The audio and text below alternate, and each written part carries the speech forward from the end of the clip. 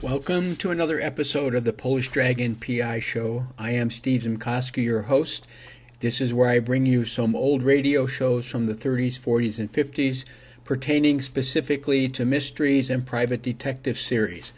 As I have been reading a series of books by the author M. Ruth Myers, and the protagonist is Maggie Sullivan, a female private eye which takes place in Dayton, Ohio in the 1930s. So with that in mind, I'm going to play another Candy Matson episode, and this episode is called Jack Frost. So if you just hold on one second, we'll get started, and here we go.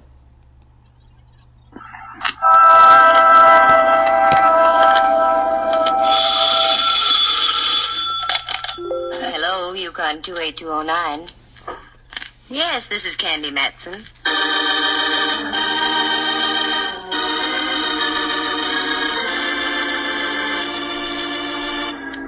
The National Broadcasting Company presents Candy Matson, Yukon 28209.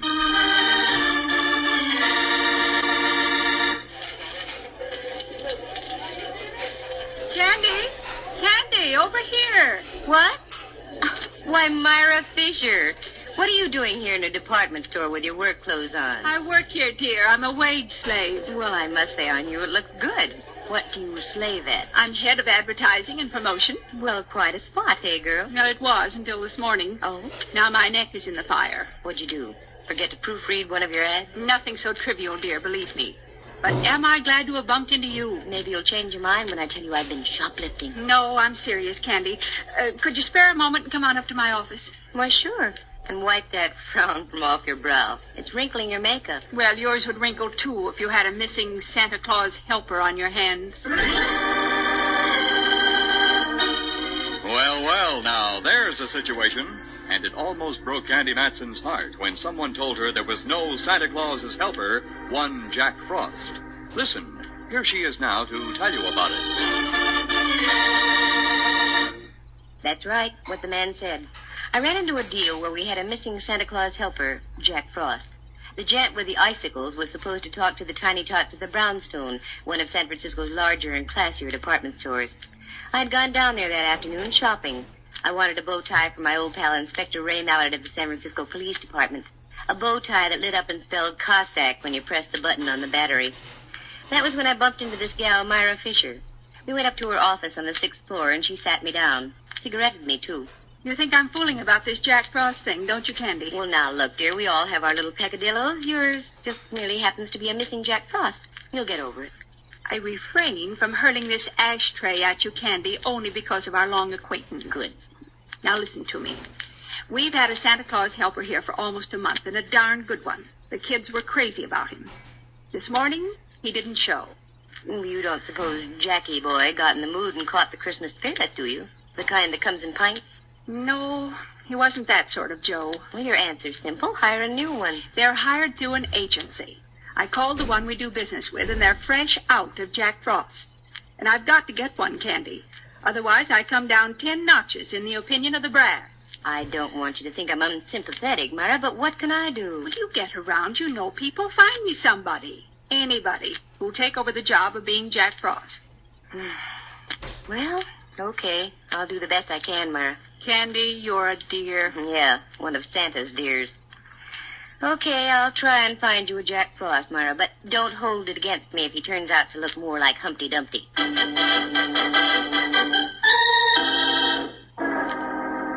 went home and looked up the Webster definition of soft. It said soft, easily yielding to pressure.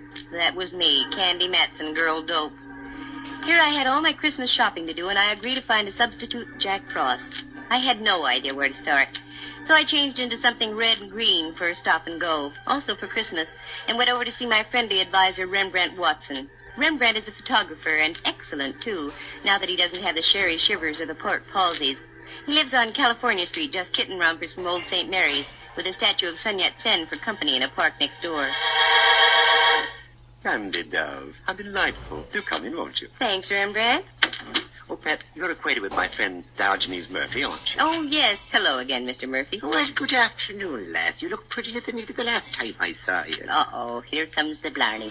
Young lady, Diogenes Murphy, the honest Irishman, never says a word he doesn't mean. Now, how do you think I managed to sell so many used cars at me place out on Van Ness Avenue? Because you're an honest Irishman. Oh, you're so right, lad. Incidentally, if you need a good car, I can get you one at a very reasonable Diogenes. Oh, sorry, I got carried away. I didn't mean to barge in on you like this, Rembrandt. Don't be ridiculous, dear. No, don't be. Think nothing of it, lad. I'm on my way now. Rembrandt and I were only discussing the situation of the world. And to what conclusion did you come? It stinks. The bottom of the afternoon to the both of you.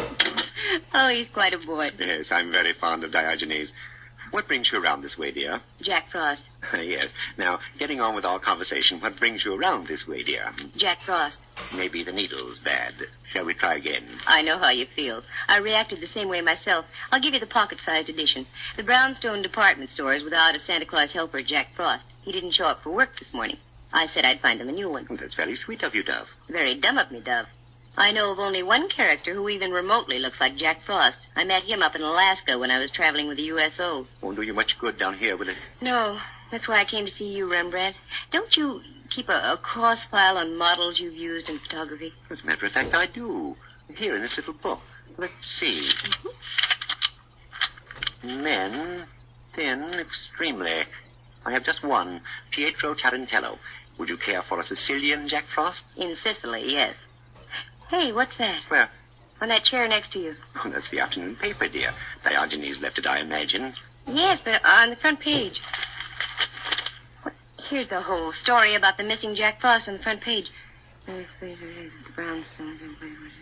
Ooh, what he got in his Christmas stocking. A slug through the head. That's no way to treat Jack Frost. And here's a picture of the guy, without his false icicles. What the ham? Looks like he stepped right out of an 1890 Shakespearean play. I hate to say this, Rembrandt, but he resembles you. I take back what I said. Rembrandt. Divorce yourself from that tone of voice, Candy. I don't like it. Rembrandt, I've got an idea. You usually do. You like little children. Can't stand them. You like to talk to people. I abhor conversation. You like to be charming. Lost me charm. Gay. Lost me gay. With the help of a few icicles, Ducky, you're going to be Jack Frost.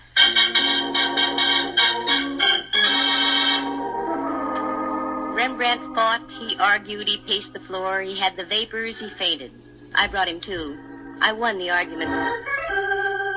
I got my friend Myra Fisher on the phone and informed her that one R. Watson would assume the role of Jolly Jack Frost on the morrow. She was delighted. I couldn't say the same for Rembrandt. Then I went home. I was greeted by a sound very much like that of a phone ringing. Using my keen instincts, I figured it was the phone. It was. Hello, Candy Matson. How do you do, Miss Matson?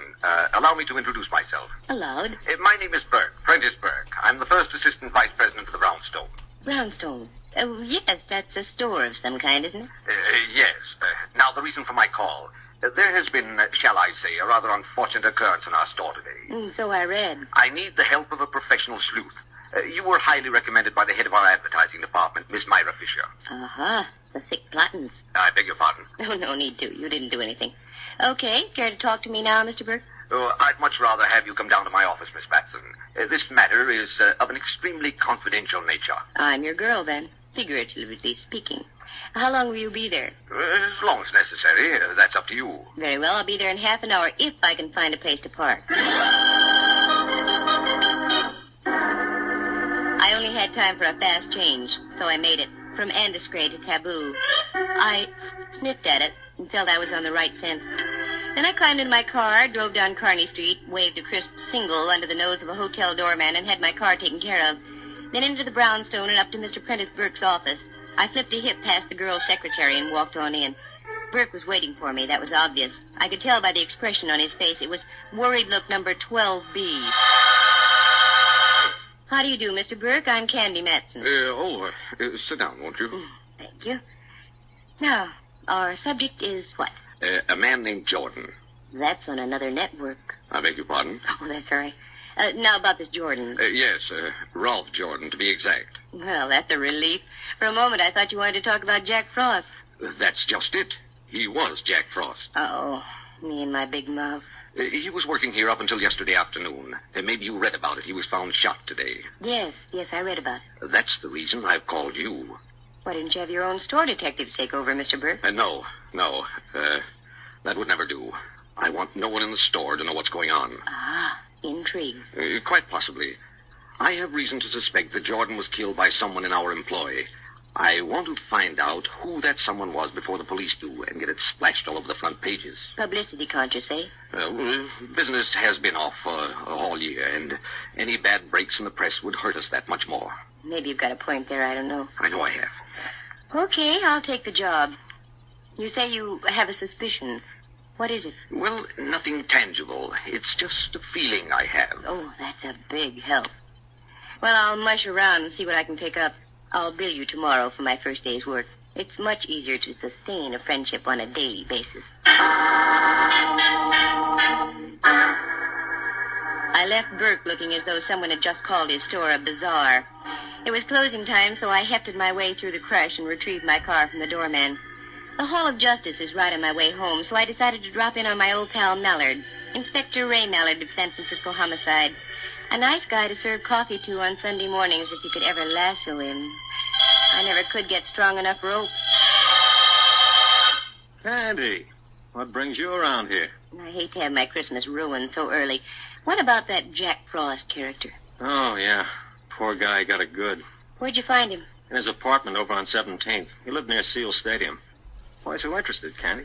Rembrandt's a dead ringer for the guy. I still don't get The gal who's head of advertising for the Brownstone was going out of her head for another Jack Frost. I talked Rembrandt into taking the job. Huh? Does sound funny, doesn't it? Bring me up to date, Mallard. Did you get any dope on the killing? Nothing but a .45 slug out of the guy's wall. Ballistics is checking it now. Nothing else? If I did, I should tell you. No, I guess not. This goes beyond just a normal curiosity, Candy. What are you drilling for? Oh, it's only that I'm worried about Rembrandt. I got him the job. I'm responsible. I wouldn't want anything to happen to him. Ask a silly question, Mallard, and you get a silly answer. Okay, let's forget it. How's about dinner tonight? I've fought this thing long enough. Okay. Candy, Yes, Mallard. we've known each other a good long time, haven't we? That's right. Ever since the fair on Treasure Island. We've had our little quarrels, little misunderstandings. Oh, but they never seem to last long, though, do they? No. That's why I feel I have every right to ask you a question. Why, yes, I'd say you do, Mallard. Maybe I'll ask you tonight. No, go ahead. Now's as good a time as any. Perhaps it is, Candy. You get around a lot. You meet people. Do you know where I can get a couple of tickets to the Rose Bowl game?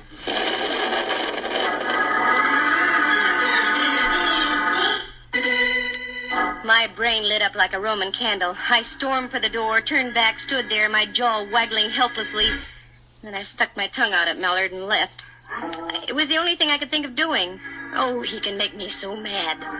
But inside half an hour after I got home, I started to laugh. It felt much better. Just as I was puttering around getting ready, the apartment buzzer buzzed. That Mallard, much too early. But I was wrong. It wasn't Mallard. Well, Myra, what a surprise.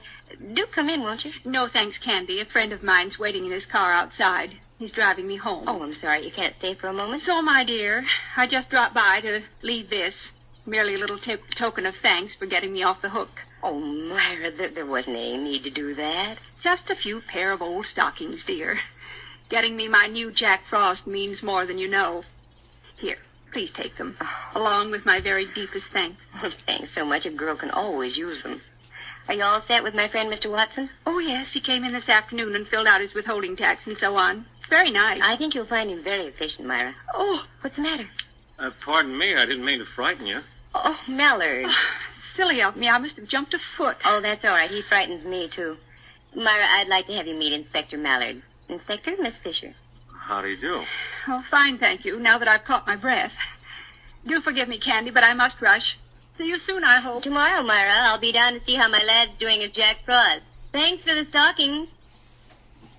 Well, aren't you going to invite me in? No, I'm not. Here's my coat right here. What's our hurry? Come on, let's go. I'm starved. I thought we could have a cocktail here before we left. You thought wrong. 2 tickets to the Rose Bowl. From now on, you earn your cocktails, Mallard.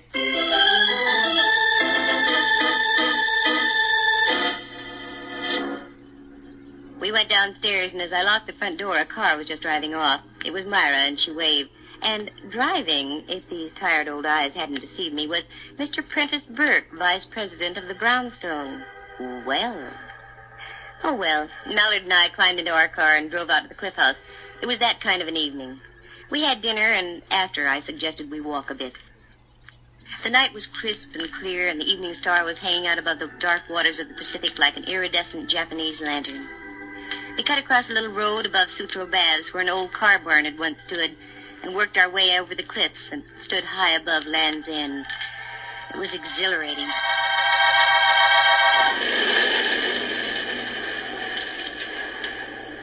Penny for your thoughts, Candy. Inflation is still here. All right, make it 2 pennies. Well, I was just thinking, Mallard, dear, when you see a star in the sky, soft water below, feel Christmas in the air, how can there be violence in the world? An age-old question, pal. One I can't answer. I'm too small. Hey, you're cold. I'd better put my arm around you. Mallard, no. What's the matter? The headlights from that automobile are shining right down on us, and we... Mallard, Candy, what's wrong? got your flashlight with you? Sure. Also my gun and my handcuffs. Anything else we need? A mortar, maybe? The lights from that car. They shone on something. Down there, under that tree. Oh, Candy, just for once, can't you stop digging up a mystery? Be human? I am being human. Come on, Mallard. I want to see what's under that tree.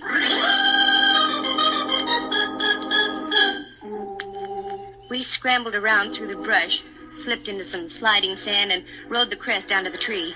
It wasn't easy to get around some of those brambles, but get there I fully intended doing because what I saw was red, bright red.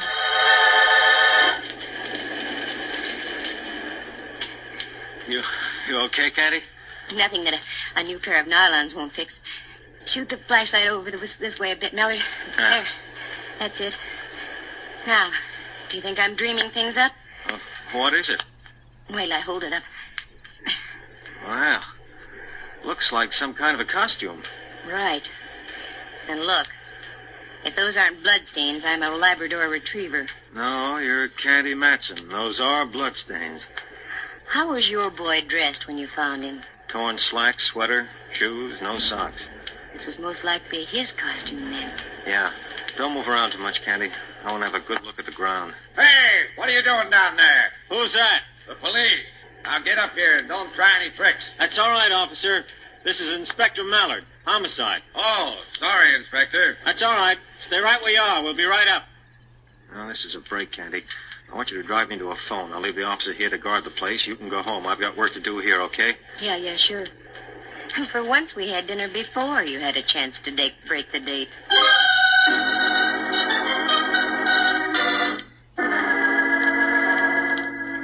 This baby was hard to reconstruct. Was the guy knocked off out there at Land's End, or was he bumped off at his apartment, the killer driving way out to the beach and hiding the costume? Only time would tell. I went home, climbed into bed, and logged about 8 hours, enough to give me fuel for the next day. In the morning, I went down to the Brownstone. The shoppers were already swarming through the place. I spotted a floor walker and strolled over to him.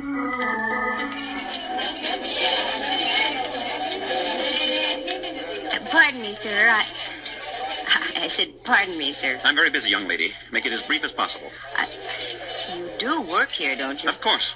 You are the floor walker assigned to this section? That is correct. Come to the point, please. Well, I've a good mind to report you. As you wish. As I said, I'm very busy. Now, what is it you wanted to know? The words are like gall in my mouth now, but where do I find Jack Frost? Right over there, in the back, 2 aisles over. Thank you. Not at all. Very much. Of all the high-handed characters, people like that make me steam. I was getting up a full head of dander, but it simmered out before I had a chance to boil over. Because as I rounded a corner, I saw Frosty Boy, or Rembrandt if you choose, up on his platform with the cutest little blonde kid sitting in his lap. Well, well, well. Look who we have here. Great big boy. Hello there, son. Hello, Jack Frost. What is your name? Topper. Topper. My, what a fine name. How old are you, Topper? 5.5. 5.5. Well, you must go to school, Topper. Which one? Garfield. Garfield. That's a good school. Now, tell me, what would you like to have me tell Santa Claus to bring you for Christmas, Topper? An electric train and a baseball bat And I like to be in the sales for Lefty O'Doul. Well, I'll see what I can do to arrange that, Topper. I'll tell Santa Claus. Bye now. Goodbye, and thank you, and Merry Christmas. I hope you can make the boy's wish come true. O'Doul could use him. Candy, I'm so glad you're here, Dove. Duck around into the back room for a moment. I've got to talk to you. Aren't you working, Frosty boy? I got 10 minutes off every hour. I'll take the break now. Right around there, Candy. Okay, I'll see you in a moment.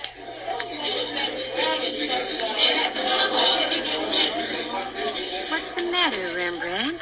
Even under those icicles, you look warm under the collar. Here, look at this. Every now and then, one of these moppets toddles up to me with a Christmas letter in its hand. A little red-headed girl handed me this about half an hour ago.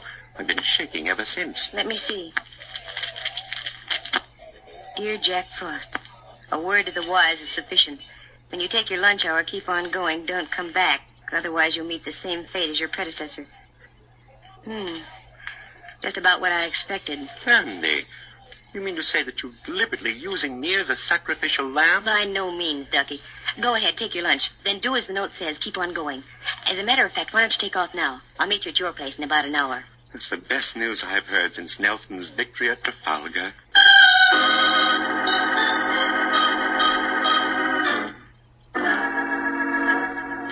I whipped upstairs, reported to Prentice Burke, got my first day's check, and on my way out told his secretary she'd better get Burke some smelling salt. Then I went back down on the floor again. Sure enough, there was my boy, the floor walker. I wanted to have a few more words with him. Oh, you again. If you don't mind. I was just up to see Miss Myra Fisher. She wasn't in. Have you seen her down here? No, and what's more, I won't see her all day. She phoned saying she was feeling ill. Most inconsiderate, I must say, during the holiday rush. Yes, I must. Could you give me her address? She's a friend of mine. I've got to see her. Her address? Well, yes. Write it down here on one of my cards for you. Myra Fisher, 227F, Union Street. There. Thank you. You're so kind.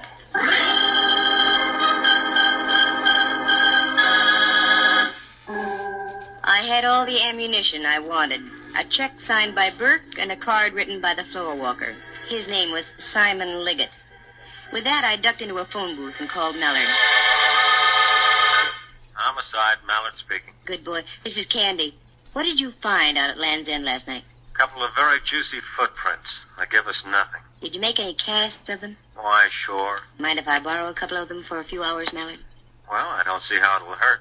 Sure, okay. Thanks, Mallard, dear. I'll be by in a moment. And, I want to borrow you, too.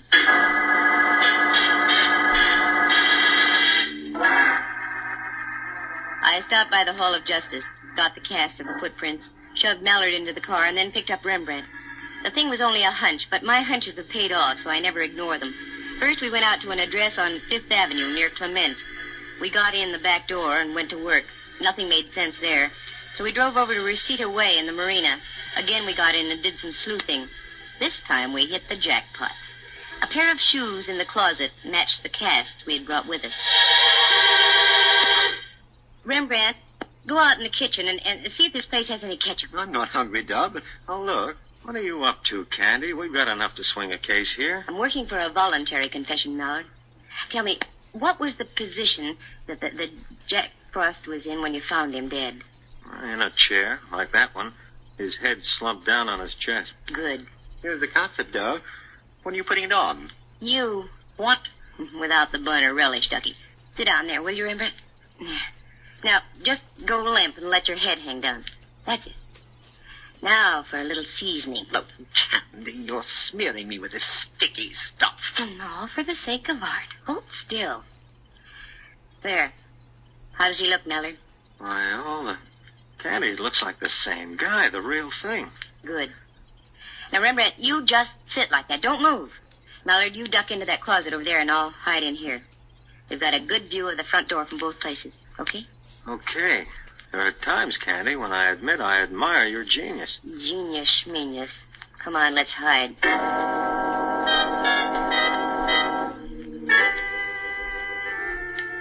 The golden shafts of sun splashing in through the window from the ocean slowly turned pink, then purple, and into twilight. The minutes ticked on. Once... Bless you, but quiet though, Rembrandt. You'll muss up your ketchup. 5 minutes, 10. Then we heard muffled footsteps coming down the hall and a key inserted in the lock of the apartment door.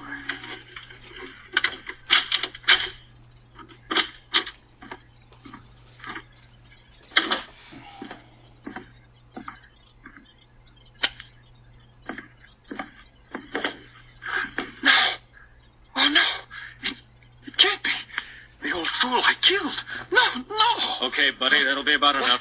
Oh, no. Get him, Mallard. He's ducking. I'll get him. Nice tackle, Mallard. All right, Mac.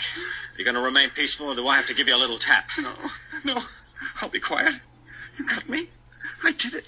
I did it to both of them. I killed them. I killed them. I killed both of them. Both of them? Yeah. Look behind the sofa. The sofa. The girl. Jack Frost. The sofa. The sofa. Wait a minute, Mallard. I had to do it. I couldn't. Oh. But they were going to do it. Oh, Mallard. More trouble, Candy? I killed both of them. Yes. An old friend of mine. That job was The mine. late Myra Fisher. I had to do it.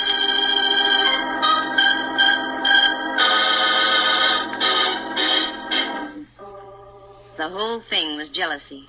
Not the jealousy of a man for a woman, but the jealousy of a man for a job. Simon Liggett had been with the Brownstone for almost 20 years.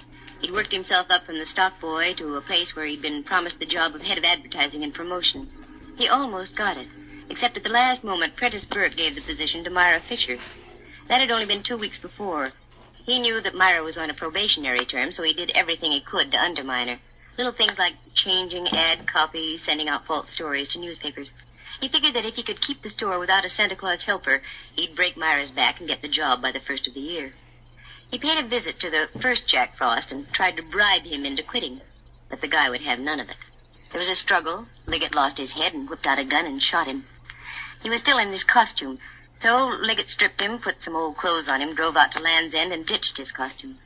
Then he felt sure there would be no Jack Frost the next day. But that's when Myra met me, and I talked Rembrandt into taking over. By this time, Liggett was in a frenzy and would stop at nothing. He trailed Myra and Burke to Myra's home, killed her, took her body over to his place, and ditched it behind the sofa.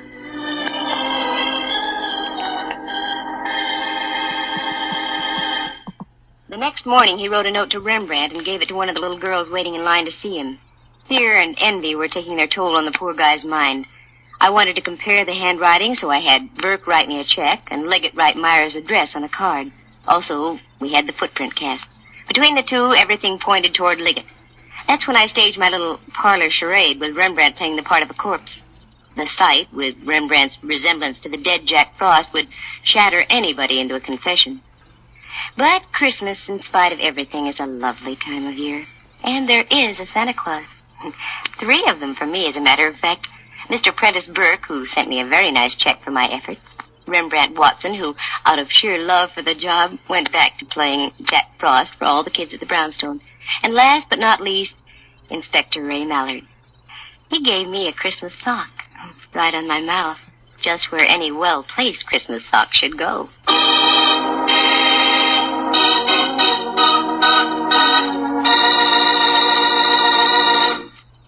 Listen again next week at this same time. For excitement and adventure, just dial Candy Matson, and a Merry Christmas to you all. Yukon 28209.